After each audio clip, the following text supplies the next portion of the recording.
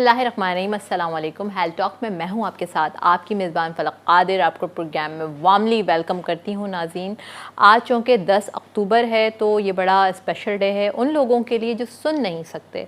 बड़ा आपको हैरत होगी कि हमारे माशरे में बहुत सारे छोटे बच्चे, बड़ी एज के हज़रात या फिर जिनके साथ कोई ट्रॉमा हो जाता है, कोई एक्सीडेंट हो जाता है तो उनकी जो सुनने की सलाहियत होती है वो या तो ख़त्म हो जाती है या तो कम हो जाती है। तो 10 अक्टूबर को वर्ल्ड ऑडियोलॉजिस्ट डे मनाया जाता है, यानी कि जो इस जो लोग सुनने से महरूम हो जाते हैं उसके लिए जो खिदमत सर अंजाम दे रहे थे उनके लिए दिन मनाया जाता है।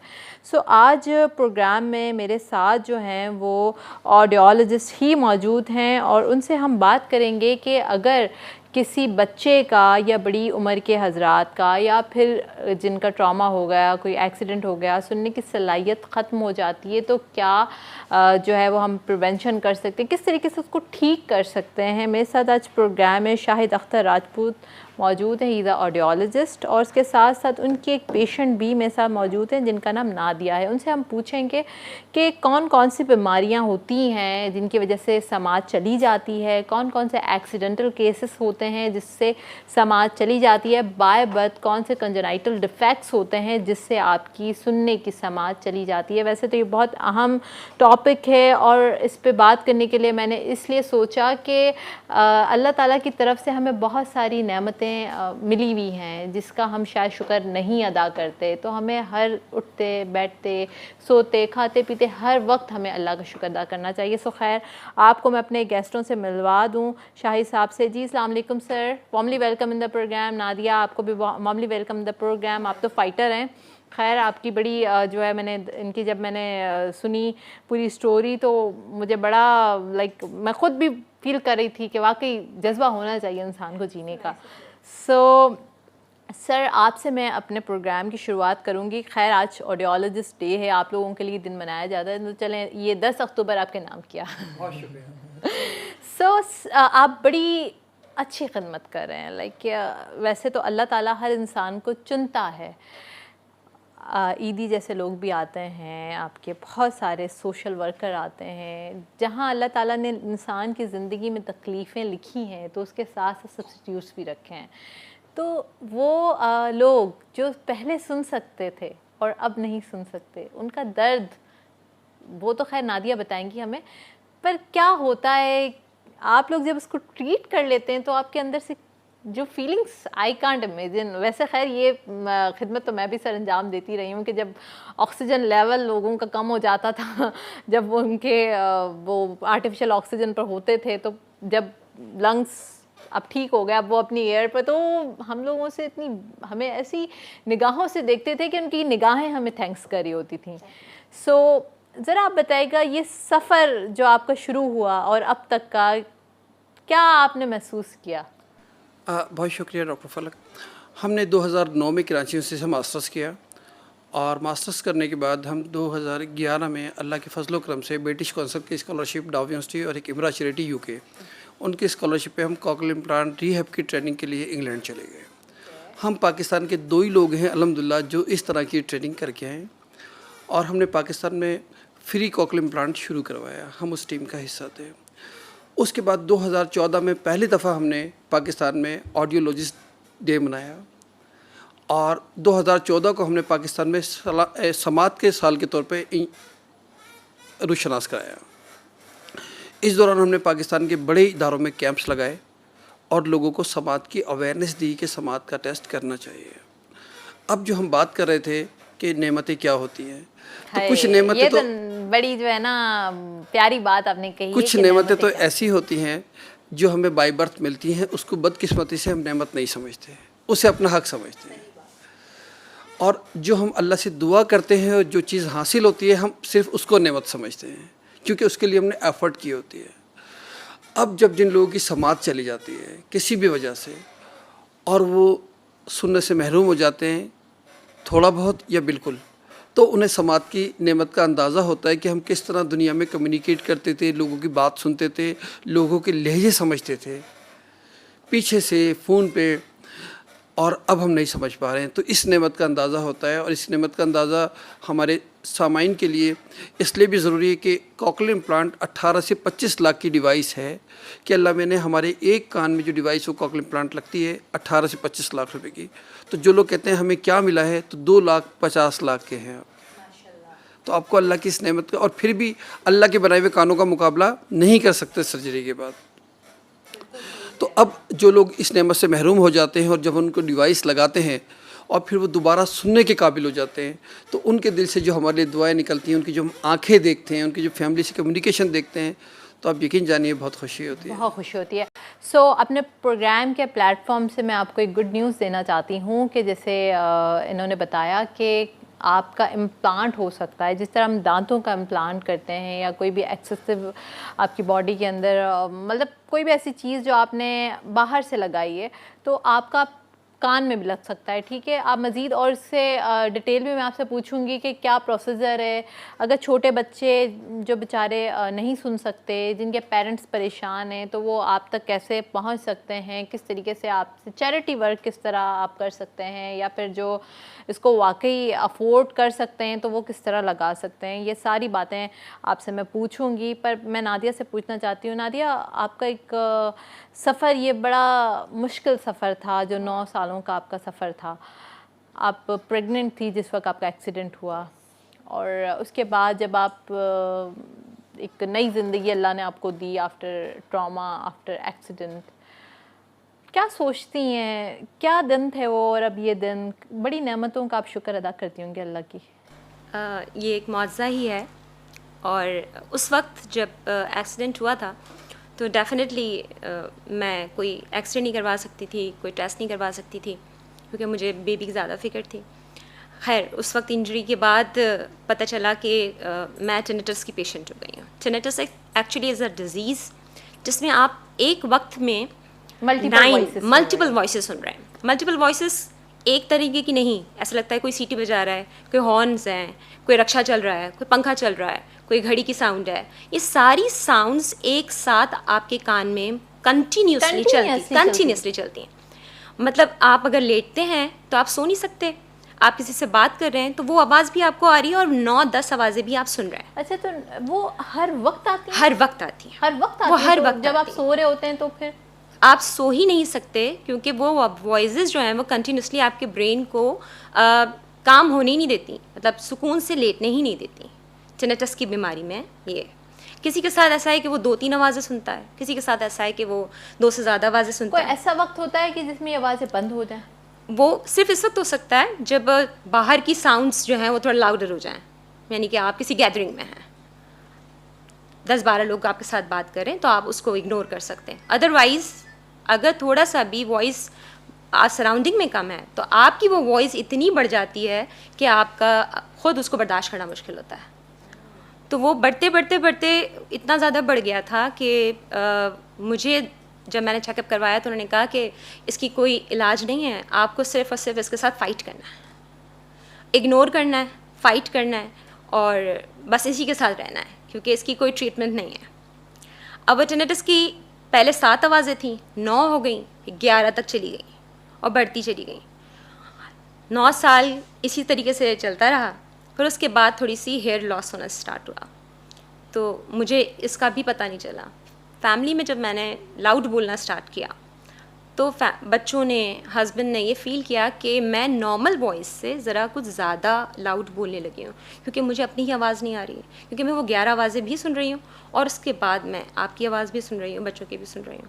तो जब मैंने जाके टेस्ट करवाया तो पता चला कि मैं तकरीबन 20 to 40% जो है हेयरिंग लॉस कर चुकी हूँ एक कान की। टेस्ट हुआ, सर ने टेस्ट किया मेरा, और उसके बाद मैंने जब उनको अपनी पूरी डिटेल बताई तो उन्होंने कहा कि ज़ाहिर अब हेयरिंग लॉस होना ये एक अब आपके लिए थोड़ा सा डेंजरस भी है, क्योंकि बच्चों का साथ है, घर का साथ है। टिनेटस तो आप फाइट कर ही रही हैं, उसका तो हम कुछ नहीं करेंगे, लेकिन हम आपकी हेयरिंग को जो है कुछ प्रॉपर कर सकते हैं।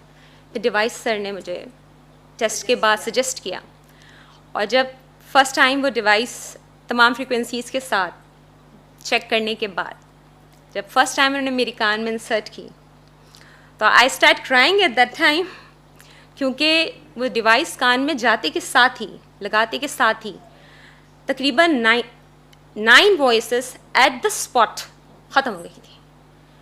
जिन आवाज़ों को मैं 9 साल से बर्दाश्त कर रही थी, उनमें से वो वॉइसेस एकदम बंद हो जाना और कामनेस होना, मतलब एक सुकून आ जाना, वो आई कांट एक्सप्लेन। तो डॉक्टर साहब भी थोड़े परेशान हो गए थे, हस्बैंड भी परेशान हो गए थे और इनकी मिसेस भी परेशान हो गई थी। वो समझे कि शायद कोई डिवाइस से मसला है, लेकिन वो डिवाइस से मसला नहीं था, वो एक्चुअली मेरी अपनी जो फीलिंग्स थी, क्योंकि आप एक टाइम के बाद सुकून में आते हो।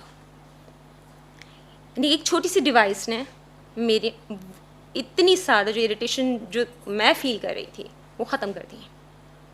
साथ उसके मेरी हेयरिंग भी प्रॉपर हो गई। जो मुझे आवाज़ नहीं समझ में आ रही थी, जो 40% में लॉस कर चुकी, वो वापस अल्हम्दुलिल्लाह अब क्लियर है। मैं आवाज़ें सुन सकती हूँ और रात को मैं सुकून से सो सकती हूँ। मैं इस डिवाइस के साथ भी सो सकती हूँ और अब वो फीलिंग्स नहीं हैं जो 9 इयर्स तक मैंने बर्दाश्त की। और अब ये कहानी सुन के जो है वो मुझे अपनी हेयरिंग पर जो है ना लाइक अल्लाह का बहुत शुक्र अदा मैं कर रही हूँ। और मैं शुक्र अदा इसलिए भी कर रही हूँ कि शुक्र अल्हम्दुलिल्लाह कि क्या हर मुश्किल के बाद आसानी है। बेशक। और ये आसानी बिल्कुल सही आप कह रही हैं। और हमारे बहुत सारे व्यूवर्स ये प्रोग्राम देख रहे हैं, बहुत सारे लोग जो हेयरिंग जेनेटिकली जिनकी हेयरिंग लॉस है, या फिर जो छोटे बच्चे हैं, या फिर बड़ी उम्र के हजरात हैं, जिन लोगों को भी समात का इशू है, तो वो डॉक्टर साहब से रब्ता कर सकते हैं। यानी आप ENT सर्जन से रब्ता करने के बाद ऑडियोलॉजिस्ट से आप बात कर सकते हैं कि किस तरीके से वो इम्प्लांट कर सकते हैं। पर एक ब्रेक की टाइम चलते देखते रहिए हेल्थ टॉक।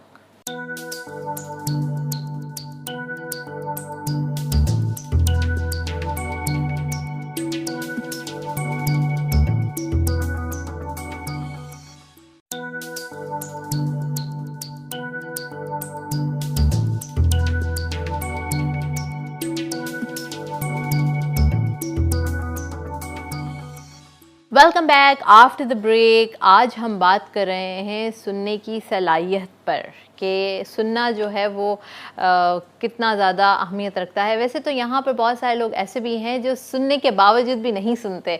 वो बहुत सारे ऐसे स्टूडेंट्स होते हैं क्लास में जो टीचर बार बार कहती हैं कि सबक याद करना है, पर फिर भी वो नहीं सुनते। ये तो चले जो है वो आपका पर्सनैलिटी फ़ॉल्ट है, एक मैन्युफैक्चरिंग फ़ॉल्ट भी होता है, जो अल्लाह ताला सब पर रहम करे। और पर हम आपके लिए जो है वो बड़ी बड़ी अच्छी बातें लाते हैं, हमेशा एडवांस चीज़ें लाते हैं कि किस तरीके से आप लोग अपनी मुश्किलात में आसानियाँ कर सकते हैं। चूँकि हमारे यहाँ पर हेल्थ के हवाले से इतनी अवेयरनेस नहीं है, जबकि पूरी दुनिया में देखा जाए तो जो लोग हेल्दी होते हैं वो सबसे ज़्यादा अपने आप को रिच समझते हैं। और हेल्दी होना सबसे ज़्यादा रिच है भी। क्या आपके पास अगर पैसा बहुत ज़्यादा है और आप अगर हेल्दी नहीं हैं तो क्या फ़ायदा इन सब चीज़ों का। सो इसी तरीके से कि आपकी जो छोटे छोटे फॉल्ट्स होते हैं या होने वाले होते हैं, या इर्द गिर्द में भी अगर आपको ऐसे लोग नज़र आते हैं जिनके साथ कोई टेक्निकल फॉल्ट्स हैं, तो आप उनको प्लीज़ ये मैसेज दे दिएगा कि अब जो है वो टेक्नोलॉजी बहुत आगे हो गई है। और हमारे साथ 2 गेस्ट भी मौजूद हैं जो हमें बता रहे हैं कि किस तरीके से सोल्यूशन निकाला जाता है। जी सर, हम बात कर रहे थे कि इम्प्लांट करवाने की और बहुत सारी बातें आपने बताई। उनका बताइएगा कि जो छोटे बच्चे पैदा हुए, और अब बच्चे तो नहीं बता सकते ना, कुछ मेरे ख्याल से 3-4 महीने तक तो हमें आइडिया भी नहीं होता कि बच्चा सुन सकता है या नहीं सुन सकता, या फिर थोड़ा बहुत आपको आइडिया होता है तो आप डाउट में होते हो सकता है कि अब छोटे बच्चों का बिल्कुल छोटे हैं ना, उनको तो मतलब फील होता है कि उनकी डिवाइसेस भी बड़ी छोटी छोटी होंगी, तो या फिर वो बेयर कर सकते हैं इम्प्लांट या नहीं। ये ज़रा बताइएगा कि क्या कर सकते हैं छोटे बच्चे भी, ताकि वो बड़ी लर्निंग उम्र होती है ना, बच्चा 1 to 2 ईयर्स में ही हर बात सीखता है जो सराउंडिंग में होता है। तो अब बेचारा अगर बच्चे को 3 साल में जाके हम प्लांट करवा रहे हैं तो क्या फ़ायदा, वो बड़ा देर से डिलेड हो जाएगा, उसकी स्कूलिंग भी डिलेड हो जाएगी, वो बोलना भी बड़ा देर से। तो इससे बेटर है कि हम उसको स्टार्ट में ही कर लें। बिल्कुल ठीक है। अच्छा, पहले हम ये करते हैं कि जो टेनाइटिस की बात रहेगी थोड़ी सी, जिस तरह नादिया ने बताया कि 9 साल इन्होंने टेनाइटिस में गुजारे, अगर ये 9 साल पहले भी चाहती हैं और किसी ऑडियोलॉजिस्ट के पास चली जाती हैं तो इनका शोर कंट्रोल किया जा सकता था। वो टेनाइटिस मास्कर डिवाइस के ज़रिए लगा दिया जाता है कान में, जिस तरह हेयरिंग एड लगता है, तो इनको वो शोर सुनाई नहीं देता और नॉर्मल आवाज़ें इनको आती रहती हैं। तो अगर अब कोई माशरे में ऐसे लोग हैं जो इस तरह गुजारा कर रहे हैं, उनको अगर हेयरिंग लॉस नहीं है तो भी वो किसी ऑडियोलॉजिस्ट के पास चले जाएँ, अपनी मुश्किलात बताएँ, इंशाल्लाह उनका मसला सॉल्व हो जाएगा। अब रही बात छोटे बच्चों की, पूरी दुनिया में जो तरक्की याफ्ता ममालिक हैं, वह बच्चा जैसे ही पैदा होता है सबसे पहले उसकी हेयरिंग स्क्रीनिंग होती है। और वही आप वाली बात, वो हेयरिंग स्क्रीनिंग इसलिए होती है कि अगर बच्चा नहीं सुन रहा होगा तो उसकी लैंग्वेज डेवलप नहीं हो सकेगी, उसकी लर्निंग शुरू नहीं होगी। तो हमारे मुल्क में जब हम यूके में ट्रेनिंग करने गए तो वहाँ हमने देखा, तो वो कहते जी आपके मुल्क में ऐसा होता है। हमने कहा नहीं जी, अभी तो हमारे इदारों में ऐसा नहीं होता, लेकिन 1400 साल पहले से हमारे कानून में अजान दी जाती है। तो हमारे हज़रत पाक सल्लल्लाहु अलैहि वसल्लम जो है, जो दीनी अजान की फ़वाइद होंगे वो तो कोई आलिम बताएंगे। एज ए ऑडियोलॉजिस्ट मैं ये समझता हूँ कि जब उनके कान में अजान दी जाती है तो बच्चे के फेशियल एक्सप्रेशन होते होंगे, वो मेरे नबी पाक नोट करते होंगे। जो अगर हमारे उलमाए कराम या अजान देने वाले लोग उसको नोट कर लें तो जिस बच्चे के भी कान में साउंड जाएगा, इसलिए कि बच्चा 2 खौफ साथ लेके पैदा होता है, एक गिरने का, एक आवाज़ का। जब भी बच्चे के पास खड़े हो के आप, तो बच्चा चौंक जाएगा, वो साउंड पे चौंकेगा। तो अजान पे उसके कोई ना कोई रिफ्लेक्सेस आते होंगे जो अगर नोट करना शुरू कर दें तो इस तरह हमें अंदाज़ा हो जाएगा कि बच्चा सुन रहा है या नहीं सुन रहा है, और उसके बाद उसकी फ़र्दर इन्वेस्टिगेशन करवा ली जाए। लेकिन अल्हम्दुलिल्लाह अब हमारे मुल्क के बहुत सारे इदारों में जो न्यू बॉर्न होते हैं उनकी स्क्रीनिंग शुरू हो गई है, उनके टेस्ट शुरू हो गए। लेकिन अगर हमारा शो कोई गाँव देहात में भी देख रहा है तो वो बच्चे के कान पे, बच्चे के पीछे खड़े होकर एक चम्मच एक स्टील की प्लेट पे हिट करें, जो साउंड जनरेट होगा बच्चा कोई ना कोई रिस्पॉन्स देगा जी। यानी डर जाएगा, घबरा जाएगा, खौफज़दा हो तो जाएगा। उसके फेशियल एक्सप्रेशन नोट करके या उसकी वीडियो बना के, आजकल गांव में भी मोबाइल सेट तो हैं, और किसी को भेज के किसी से मालूमात कर लें कि आए बच्चे को ऐसा इशू तो नहीं है।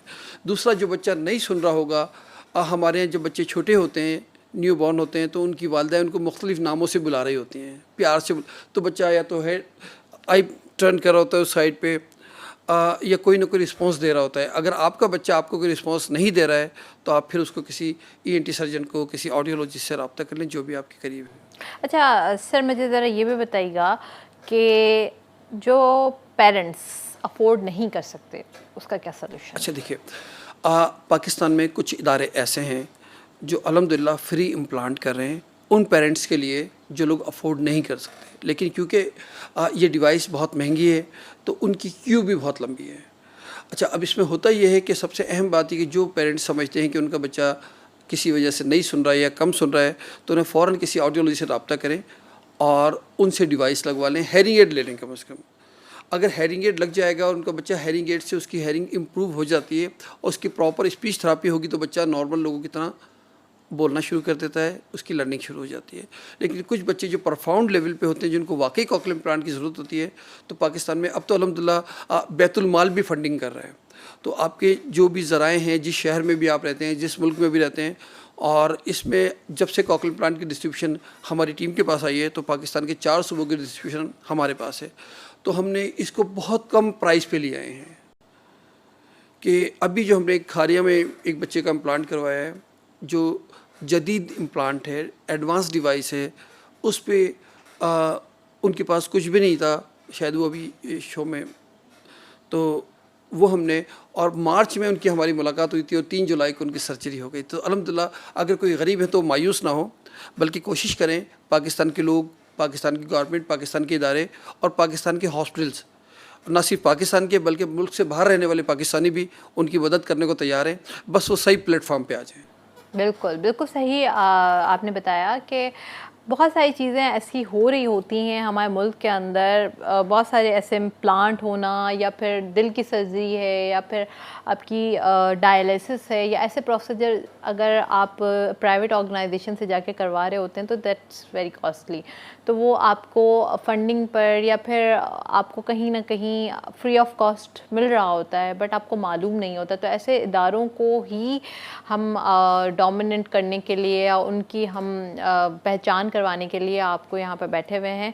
नादिया, आपसे और मज़ीद पूछूंगी मैं कि जैसे कि आप जब इन तक पहुँची होंगी तो आपने और लोगों को सजेशन दिया, या आपका कोई मिशन है कि मैं जो ये बीमारी से लोग सफ़र कर रहे हैं, तो मैं, क्योंकि जो इंसान तकलीफ़ बर्दाश्त करता है तो सामने वाले की वो तकलीफ़ को समझ सकता है, तो कभी आपने सोचा कि आप एक पब्लिक अवेयरनेस सेशन करें या आप लोगों तक पहुंचाएं इस आवाज़ को? बहुत अच्छा सवाल है आपका ये भी। और सबसे पहली बात तो ये कि जब मैं इस चीज़ से सफ़र कर रही थी, इस पीरियड में थी मैं, और उसके बाद अब जब ये डिवाइस लग गई तो बहुत सारे लोग अभी तक ऐसे हैं जिनके साथ ये प्रॉब्लम है, लेकिन वो डिस्कस नहीं करते हैं, डिस्कस करते ही नहीं अपनी हेयर लॉस का, किसी से बताते नहीं, क्योंकि लोग इसको, सामने वाला इसको शायद अच्छा नहीं समझता शाय है, होते हैं लोग, कुछ थोड़ा शाय होते confidence- हैं, या सामने वाला उसको ये समझता है कि इस एज में, और सुनाई नहीं देता। मतलब ये कमेंट्स भी होते हैं, कुछ नेगेटिव कमेंट्स की वजह से भी लोग अपनी डिजीज़ को डिस्कस नहीं करते हैं। दिस इज ये द प्रॉब्लम गलत है। ऑफ आवर This- हाँ, सोसाइटी। हाँ, ये exactly। तो आप फिर भी एक क्या कहते हैं कि टेक्निकल फॉल्ट की बात करिए, एक बीमारी की बात करिए। हमारे यहाँ पर तो अच्छे खासे लोग जो एक परफेक्ट होते हैं, उनकी हाइटों पे लोग कमेंट कर रहे होते हैं कि आपकी हाइट छोटी है, या फिर वो Definitely। पतले दुबले होते हैं तो उसके ऊपर बात कर देंगे पतले, तो ये तो फिर तो बड़ी मुझे बात मुझे है ना। अपनी इस डिवाइस के बाद मुझे ऐसा लगा कि अगर आप किसी चीज़ से सफ़र कर रहे हैं तो आप बात कीजिए, क्योंकि बिल्कुल, you have जब to मेरे discuss। पास, जब मेरी मतलब 9 इयर्स के बाद मुझे एक रेमेडी मिल सकती है, तो आप भी अगर बात करेंगे तो आपकी भी किसी भी Solution प्रॉब्लम को निकल सोल्यूशन आएगा। You निकल have आएगा, to discuss। सोल्यूशन निकल आएगा। आप डिस्कस करें, आप अपने आप को ये ना करेंगे लोग आप पे रहम खाएंगे या उसको बुरा समझेंगे।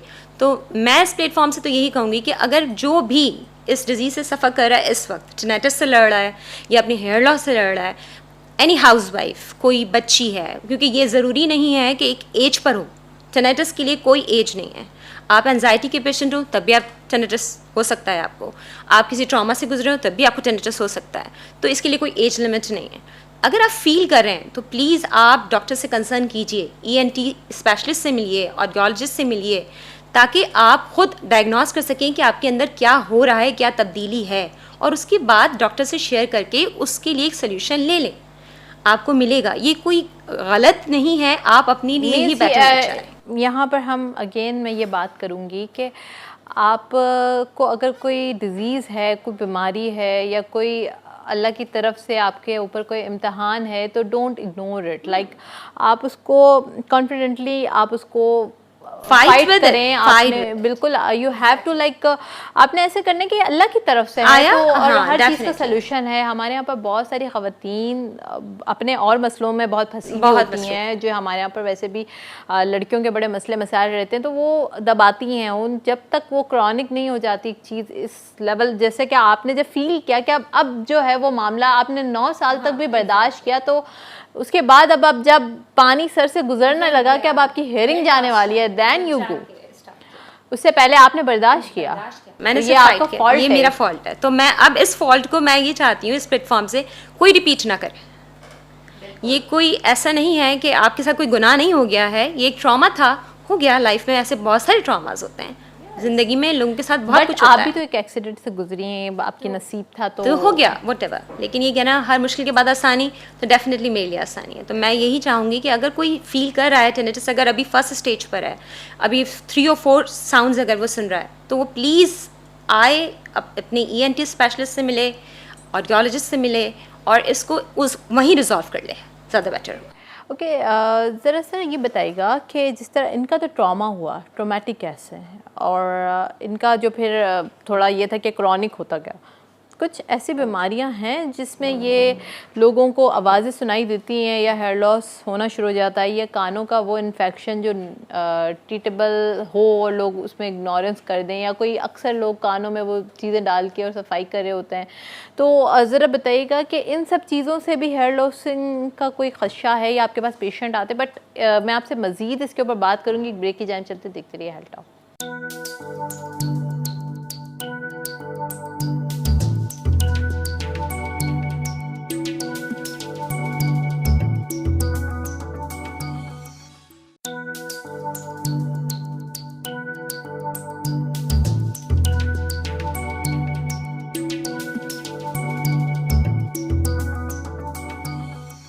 Welcome back after the break. आज हम बात कर रहे हैं समात पर, लाइक सुनने की सलाहियत पर हम बात कर रहे हैं, और जिन लोगों की समात चली गई है या किसी एक्सीडेंट की वजह से, किसी बीमारी की वजह से चली गई है, तो किस तरीके से उसका हल हम निकाल सकते हैं। हमारे साथ ऑडियोलॉजिस्ट मौजूद हैं, एक पेशेंट भी हमारे साथ मौजूद थी जो हमें अपनी पूरी कहानी बताती रही कि 9 साल तक उन्होंने एक मतलब एक सफ़र किया, अजीब अजीब आवाज़ें उनके कानों में आती रहीं और वो बहुत मुश्किल में थी। एंड में जब उनका हेयर लॉस हुआ तो वो जाके उन्होंने ट्रीटमेंट करवाया। सो अभी मज़ीद आपको मिलवाऊंगी एक और छोटे से बच्चे से जिनका इम्प्लांट हुआ है, जो सुन नहीं सकता था। क्या मुश्किलात आई उन लोगों को, किस तरीके से उन्होंने पैसे जमा किए, किस तरीके से उन्होंने अप्रोच किया, उससे भी आपको मिलवाती हूँ। पर मैं ब्रेक पे जाने से पहले बात कर रही थी कि किन किन लोगों को ये मसला हो सकता है। जी सर, हम बात कर रहे थे किन लोगों को ये मसला हो सकता देखिए, है। सबसे अहम बात तो ये है कि हमें अपने कान खुद साफ़ करने नहीं चाहिए, ना कॉटन बड से ना किसी और चीज़ से। और हम जो कॉटन बड से कान साफ़ करने की कोशिश करते हैं तो डॉक्टर साहब आप तो बहुत अच्छी तरह जानती हैं कि हम कभी कभी अपने एयर ड्रम को डैमेज कर लेते हैं। यस। और अगर हमने एयर ड्रम डैमेज कर लिया तो कंडक्टिव हेयरिंग लॉस शुरू हो जाता है और फिर उसमें से इन्फेक्शन वगैरह होना शुरू हो जाते हैं जो आगे चल के सेंसिटिव हेयरिंग लॉस का बाइस बनते हैं। इसके अलावा कभी कभी हम लोग जहाँ हम रहते हैं वह हम उन डॉक्टर्स के पास चले जाते हैं जो ज़्यादा काबिल नहीं होते और वो सिरिंजिंग के ज़रिए हमारे कान को साफ़ करते हैं और हमारे एयर ड्रम को डैमेज कर देते हैं और फिर हेयरिंग लॉस की तरफ जा रहे होते हैं और कान के फिर पेचीदा मसाइल शुरू हो जाते हैं। तो हमें सबसे पहले अपने कान को ख़ुद साफ़ नहीं करना। हमारी माएँ बहनें किचन में होती हैं, बालपिन, माचिस की तिली और अब तो पोश एरियाज में कॉटन बड कान साफ़ करने के लिए नहीं बना चाहिए। कहीं नहीं लिखा हुआ इससे कान साफ़ कीजिए। बल्कि अल्लाह ने तो यहाँ तक जब हम वज़ू करते हैं तो कान में जो पानी डालते हैं, कान में पानी डालने की इजाज़त नहीं, सिर्फ मसा करना है। एयर कनाल से पहले का एरिया हमारा है, उसके बाद अल्लाह का है। नाक में हमें यहाँ तक पानी डालना होता है। तो अल्लाह ने हमें कान में सफाई करने की इजाज़त नहीं दी अपने वज़ू के लिए, नमाज के लिए, तो आप खुद ना करें प्लीज़। एक तो ये हो गया। कान का जो वैक्स होता है वो वैक्स खुद मूव होता है, वो जनरेट हो रहा होता है, बाहर आ जाता है। हम कभी उठ के देखते हैं सुबह तो ऐसे निकल रहा होता है। जब हम साफ़ करने की कोशिश करते हैं तो प्रेस हो जाता है और जो उसका नेचुरल सिस्टम है बाहर आने का वो ब्लॉक हो जाता है। तो हमें ये किसी भी तरह नहीं करना। ओके, बहुत इम्पॉर्टेंट आपने बात बताई है और मेरे ख़्याल से 90% अवाम इंक्लूडिंग मैं, हम लोग कॉटन बड से अक्सर जो है वो क्योंकि हमें ऐसा फ़ील हो रहा था कि कान में शायद कोई चीज़ मौजूद है तो उठा के साफ़ कर लिया, तो ये बहुत ख़तरनाक हो सकता है आपके कानों के लिए। और जिस तरह सर ने बताया कि वैक्सिंग जो है वो खुद से आपकी मतलब क्लीन हो जाता है, आपने खुद से करने की कोशिश नहीं करनी है। अल्लाह पाक ने ऐसा बनाया कि हेल्दी वैक्स तो कान के अंदर रहता है, जो एक्स्ट्रा होता है वो मूव करता हुआ बाहर आ जाता है। हम कभी सुबह उठ के देखते हैं तो ऐसे महसूस हो रहे थे, ठीक है ना। तो हमें एक तो अच्छा, दूसरा ये कि चाबी से भी लोग कुछ कान को स्टार्ट करने की कोशिश करते हैं तो प्लीज़ वो भी ना करें। अब हम आते हैं, अगर किसी वजह से भी किसी को हेयरिंग लॉस हो जाता है, अच्छा इसमें बहुत सारी मेडिसिन्स भी होती हैं। जिससे अगर ट्यूबरकुलोसिस के पेशेंट हैं तो जो मेडिसिन ले रहे होते हैं उससे उनका हेयरिंग लॉस हो जाता है, ट्रॉमा हो जाता है, ब्लड प्रेशर के पेशेंट, डायबिटिक पेशेंट, इनको तो अगर जिसको भी ये प्रॉब्लम होती है तो वो जो है जितनी जल्दी असेसमेंट करवाने के बाद डिवाइस लगा लेते हैं तो उनकी लाइफ कम्फर्ट हो जाती है। अच्छा, अब अगर होता क्या है कि हम डिवाइस नहीं लगाते और हमारे जॉइंट फैमिली सिस्टम है, हमारे दादा अगर लाउड टीवी सुन रहे हैं तो उनका पोता उनकी गोद में बैठा हुआ है जी, उसको भी लाउड सुनना पड़ रहा है, तो आहिस्ता आहिस्ता उसके कान मुतासिर होना शुरू हो जाएंगे। हम जो एयर प्लग कान में इस्तेमाल करते हैं, हेडफोन इस्तेमाल करते हैं, वो स्टरलाइज नहीं होते, वो भी इन्फेक्शन का बाइस बनते हैं। अगर हम छोटी छोटी एहतियातें कर लें तो इंशाल्लाह हम बहुत सारी कान की बीमारी से अपने आप को अच्छा सर, अब हम आ जाते हैं इम्प्लांट पर कि इम्प्लांट जो है वो किस तरह होता है, क्या प्रोसेस होता है और एक गरीब शख्स भी इम्प्लांट करवा सकता है। हमारे साथ एक गेस्ट और भी मौजूद है, उनके वामदी वेलकम कहूँगी। सर कैसे हैं आप, ठीक है? अच्छा सर, आपका बच्चा जो है वो मुतासिर था, कैसे पता चला आपको? बहुत छोटा से था तब आपको महसूस हो गया या फिर किस तरह आपने डायग्नोस किया कि इसको जो है वो सुनने में मसला है? अस्सलाम वालेकुम। अच्छा, सबसे पहले मैं आप लोगों का शुक्रिया अदा करता हूँ कि आप लोगों ने अपने प्रोग्राम में मुझे इन्वॉल्व किया। और दूसरा ये है कि जब मेरा बच्चा तकरीबन 1.5 साल या 2 साल का था तो हम उनको आवाज़ें देते रहे, उसमें कोई रिस्पॉन्स ही नहीं था। क्योंकि मैं ख़ुद मेडिकल फील्ड से ताल्लुक़ रखता हूँ, मुझे इस चीज़ से थोड़ा डाउट हो गया कि ये क्यों हमारे आवाज़ हो या कोई ऊंचे या स्लो आवाज़ हो, कोई भी आवाज़ों से मतलब इसका रिस्पॉन्स नहीं आ रहा था।